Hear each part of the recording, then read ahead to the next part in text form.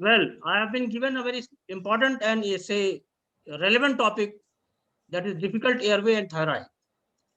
When you talk of thyroid management, anesthetic management especially, then you have to talk about the airway as well. So it's very important to know about the difficulty that you might encounter during the management of thyroid, especially the anesthetic management, what the problems are to be there for the airway management. You can yourself see that this is a huge thyroid. If you start managing this or start your anesthesia, of course, anybody would be shocked to see that how to manage the airway in this patient. So for that, I have to have a proper investigation, proper say preparation, and of course proper gadgets and proper expertise.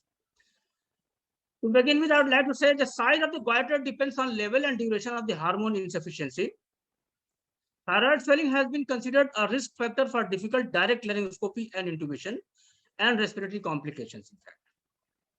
Therefore, preoperative detection of any difficulty in managing airway or intubation during induction of anesthesia and airway control during the thyroid surgery is essential. So preoperatively, you have to be prepared very well. You have to have an idea of what the problem might be in future.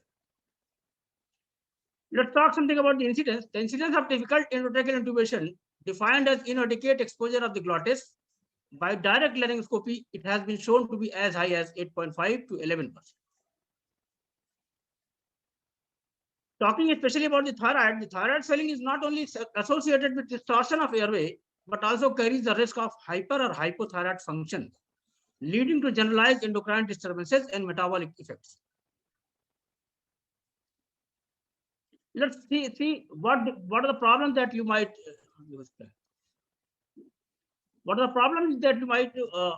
encounter during the management. There are three levels at which you can find the problems.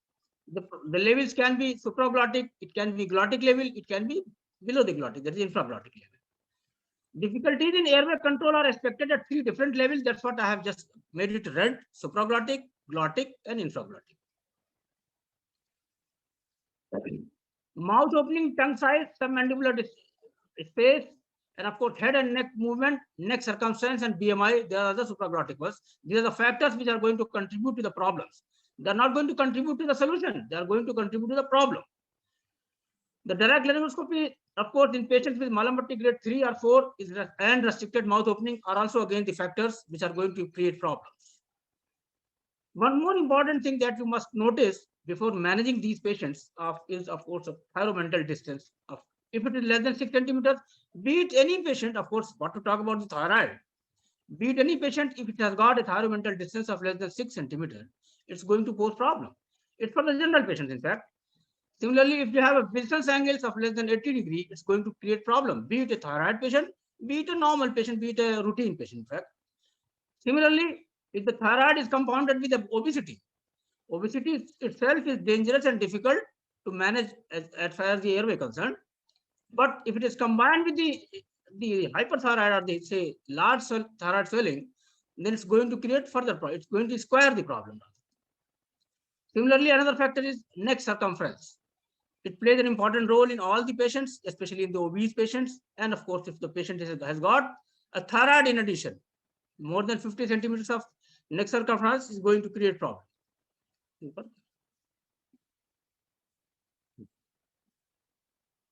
Now let's talk something about the glottic airway factors. What could be they? We have to do the indirect laryngoscopy, which is advised, and to look for the vocal cord movement and evidence of cord palsy, we have to do a direct laryngoscopy. Indirect, sorry. This will serve the problems of the medicolegals, as well as it will give you a guide to plan for intubation. So you should do a indirect laryngoscopy. Now let's talk something about the infraglottic airway factors. There are different factors at different levels. For example, supraglottic, glottic, and now we'll talk about the infraglottic airway factors. We are talking about the factors which are going to compound the problems. What are they? The deviation and compression of the trachea and tracheomalacia by the long-standing thyroid swelling. If the thyroid swelling is for quite some time, then obviously it's going to create problem. How? Because it deviates the trachea, and of course it compresses the trachea as well. So it's going to create problem. Transient recurrent laryngeal nerve palsy, which is commonly unilateral generally, but intrathoracic extension of the thyroid also may create problem. There are different tests. Patient body weight, height, body mass index, BMI, protruding maxilla, these are all going to create problem in this region. Similarly, marked forward protrusion of the upper incisors beyond the lower incisors, mouth opening and submandibular space, Mallampati test graded in an upright sitting position. It should not be in the lying down position.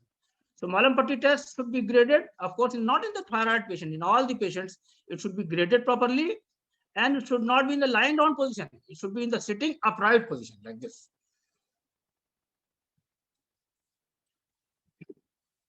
The thyromental distance is, of course, measured from the thyroid cartilage, up to the mentum.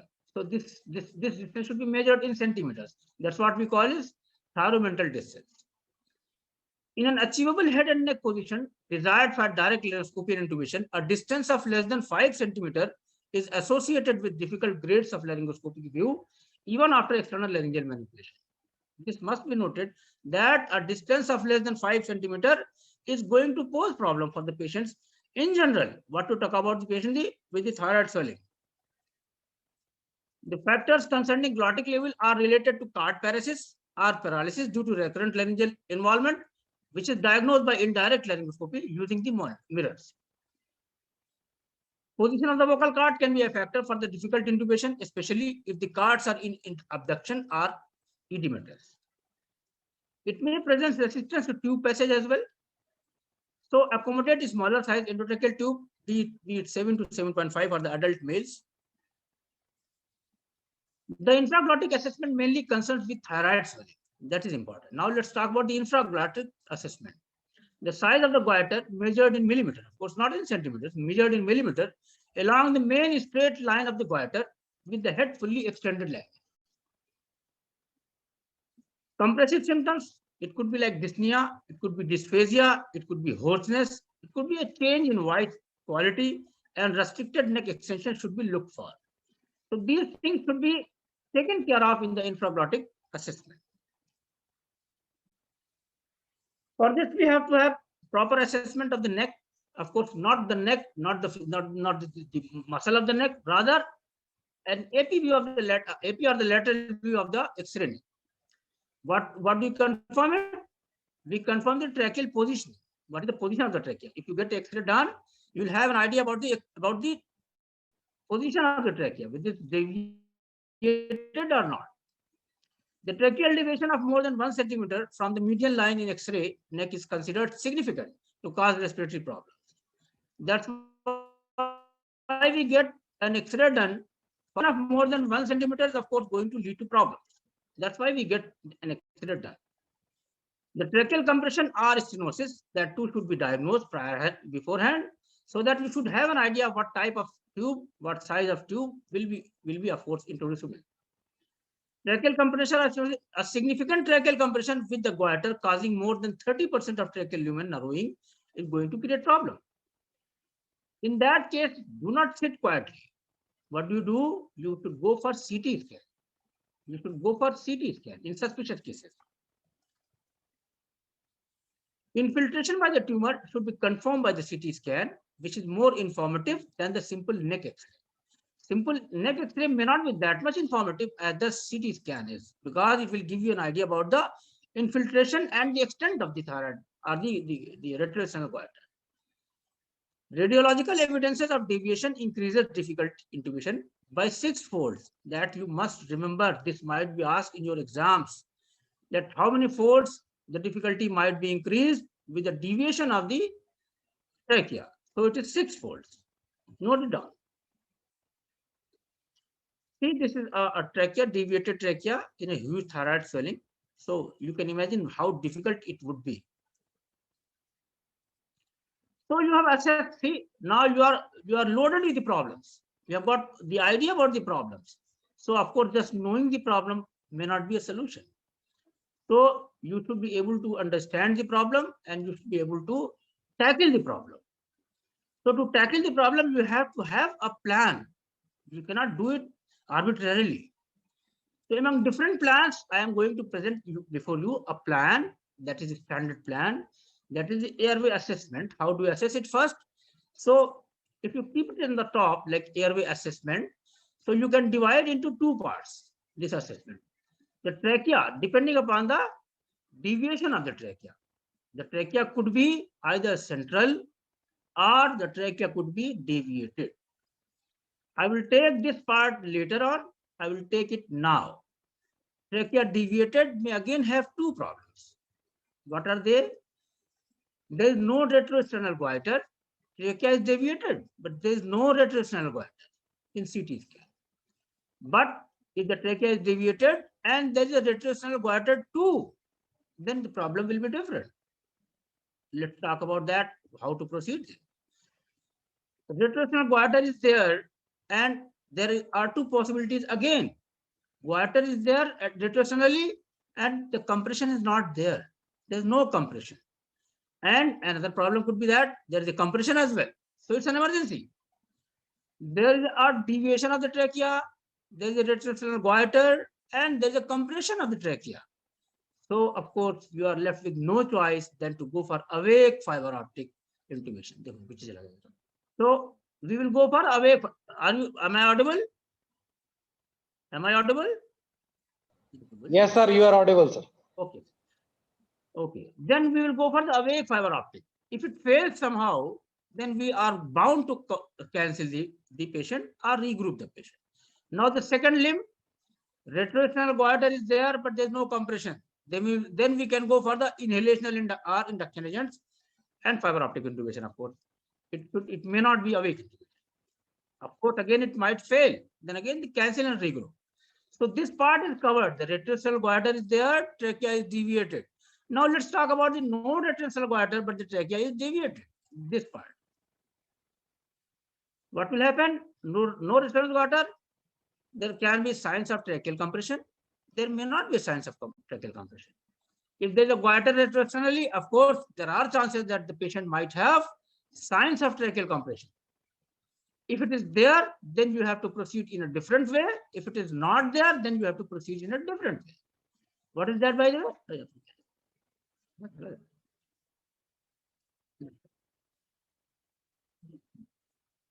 So what is that? I'll just see. Signs of tracheal compression is there. Again, go for the awake fiber optic. If somehow fails, of course, generally it does not fail in expert hand, like us. In fact, I can tell you. But if it fails, then you, of course, you're compelled to cancel the patient, or if needed, tracheostomy below the thorax can be done, because there is signs of tracheal compression and there is no retroesternal goiter there. But if no tracheal compression is there, no retroesternal goiter is there, but there is a tracheal deviation, then how will you proceed? You will proceed like IV or inhalational induction agents with fiber optic intubation, maybe even the laryngoscopy intubation. If somehow fails, then again the same protocol, cancel or tracheostomy below the thorax. So this is a good chart. So it's a good chart that leads to tell you how to manage a patient who is having retroesternal goiter, or who is having a tracheal deviation, or who is having a tracheal compression. So all these things need to be known beforehand and how to proceed. So I have given you a plan how to proceed. Now you have decided the things. Now tube selection is very important. Which tube to select? What to the size of the tube to be selected? If there is stenosis, of course, you would like to know about this, the stenosis, the level of the stenosis, the percentage of the stenosis. Accordingly, you will select the tube size, and of course, the flexometallic is the choice. Post intubation amount of air required to make adequate seal is noted. That is very important. Monitors.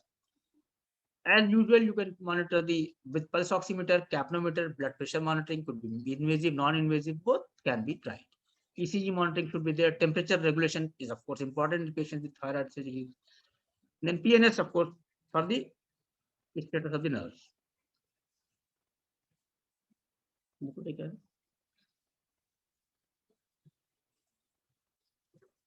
Now let's talk about the airway management. What are the factors in the goiters? Factors in goiter: direct laryngoscopy and intubation, The direct laryngoscopic view influenced by the patient head positioning, very important. If the patient head cannot be properly placed, it cannot be extended, it cannot be properly flexed, of course, it's going to pose problem for the laryngoscopy. Lifting laryngoscope, then making fulcrum over the upper teeth. It's very important to note, you should lift the laryngoscope rather than making a fulcrum over the upper teeth. Experienced laryngoscopists would do better compared to the non-experienced ones, isn't it? Similarly, force used to visualize the glottis, very important how much force is being used. Besides position, some maneuvers have also been used to improve laryngoscopic view. There are many maneuvers. But, for example, backward, upward, rightward pressure on the thyroid cartilage by an assistant to improve laryngeal view at laryngoscopy. It's very important. Aids like external laryngeal manipulation, required pressure, and alternative aids like change of blade, gum elastic bougie has also been suggested in patients with thyromental distance of less than 5 cm. That in fact improve the Cormack and Lehan laryngoscopic view by 1 grade. So very important aid. If laryngoscopy fails and ventilation possible by mask, then very simple. Laryngeal mask airway with positive pressure ventilation can be used for surgeries except in case of subglottic obstruction. If there is subglottic obstruction, then of course you are unable to make a laryngeal mask airway say useful. Because obstruction is there, it's not going to give you proper ventilation. So useful armamentarium, what are they?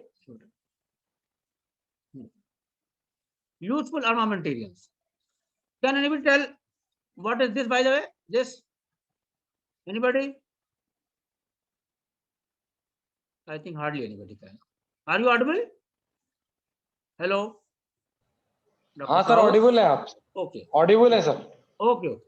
The first और बाकी लोग अगर जवाब देना है तो उनको अपने आप को अनम्यूट करना है, then they can speak. अगर फैकल्टी पूछ रही है और आपको जवाब देना है तो अपना आप अनम्यूट करिए और जवाब दीजिए या टाइप कर दीजिए चैट में. Thank you, sir. Okay, sir, no problem.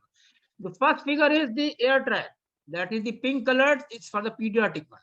This is one of the aids to intubate a patient. Of course, this is the smaller one. We have the blue one for the adult males and the green one for the adult females. So we have different range of air tracks. Yes, you are talking something.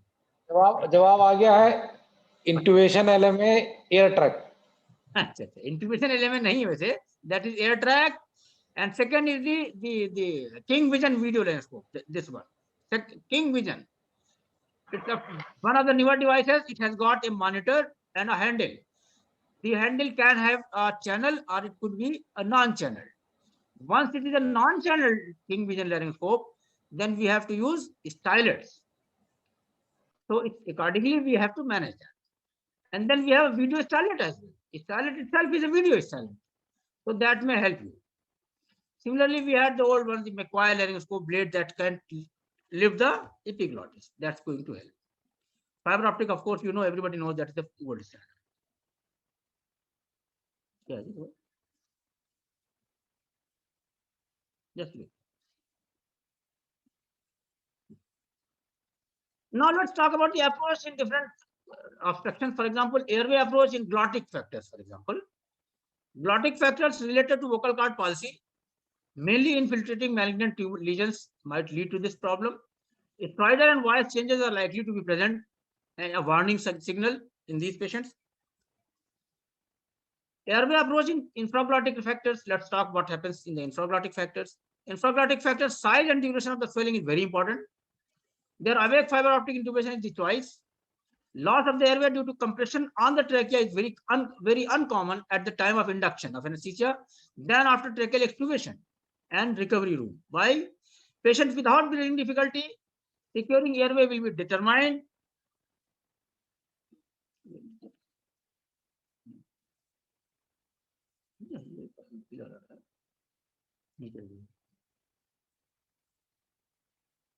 Patient without breathing difficulty, securing airway will be difficult or will be determined by the infraglottic airway. Just a minute.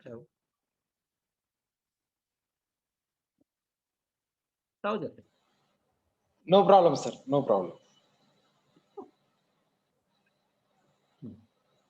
Anyway, patient without breathing difficulty, or with difficulty, they have different problems. For example, using difficulty, securing airway will be determined by supraglottic than infraglottic factors, isn't it? Now, in airway approach, in infraglottic factors, size and duration of the swelling, awake fiber optic, I've talked about that.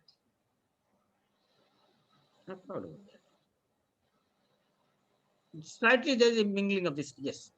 Now, leak test very important for thyroid management, airway management. In fact, if there is a huge thyroid swelling and you are managing the airway, the leak test is very important. Note the amount of air required for cuff inflation to seal the trachea after intubation. Prior to extubation, suck the oropharynx and deflate the cuff on ETT. Note if leak is present by positive pressure ventilation, possibility of tracheal collapse around the ETT is there. So note all these three important points because they will be asked in exams. What is leak test? Leak test will definitely be asked if you get a thyroid swelling. Defer the extubation for few hours to next day if there is a problem like this. Rarely, tracheostomy is needed. Endotracheal tube exchange with LMA, fiber optic visualization of vocal cord is very important when you are talking about the extubation. I will give you an idea about the regional anesthesia for thyroid surgery, though it's not generally given. It is for theoretical purposes. But once you are given a case like this, you may be asked for the regional anesthesia for thyroid surgeries, and of course, when you give it and how you give it. Cervical epidural anesthesia is very important. Cervical epidural anesthesia, that is how it is done. Take 10 ml of 1% lignocaine, 0.25% bupivacaine, and 0.5% of ropivacaine that can be used and mixed. What are the indications? When you have a difficult endotracheal intubation and as anticipated, or in those where alterations in thyroid function make them vulnerable to cardiovascular complications under the conventional general anesthesia. When you do not have the option of conventional general anesthesia, you can go for this regional anesthesia for thyroid. So, of course, it has an indication, but remotest. COPD patients are cardiomyopathic patients, valvular heart disease patients, where you are restricted, where your hands are tied, then you may go for the regional anesthesia for thyroid surgery with cervical epidural anesthesia. Airway pollution is avoided with this. If you, of course, you are going for the regional anesthesia for the thyroid surgery, then the air pollution in the OT is, of course, avoided. It's not that, of course, at this juncture, it's not that important. Cost is minimized. There's no problem in that. Post-surgical respiratory complications could be there because the patient had a huge thyroid swelling. You have managed him. You have taken out the swellings. Now you are talking about the post-surgical respiratory complications. There are significant factors which are associated with this complication. What could be they? Thyroid swelling of at least 5 years duration. It is going to pose problem. Of course, the duration is very important in a huge thyroid swelling. Larger size of a swelling, of course, smaller size of swelling is not going to create that problem as the large size. Similarly, a swelling of a shorter duration is not going to create problem as a swelling of the larger duration. Associated with the tracheal narrowing is there, then of course it's going to pose problem. It's very simple. It's very simple to understand that all these factors are going to create problems. If the swelling was malignant, then of course it might create problem post-operatively. Similarly, preoperative recurrent laryngeal nerve palsy can be there. Retroesternal extension might be there. So these are there, which might lead to problems after surgery, even respiratory complications. What is tracheomalacia? Very important. This will definitely be asked in your exams once you are given a thyroid patient.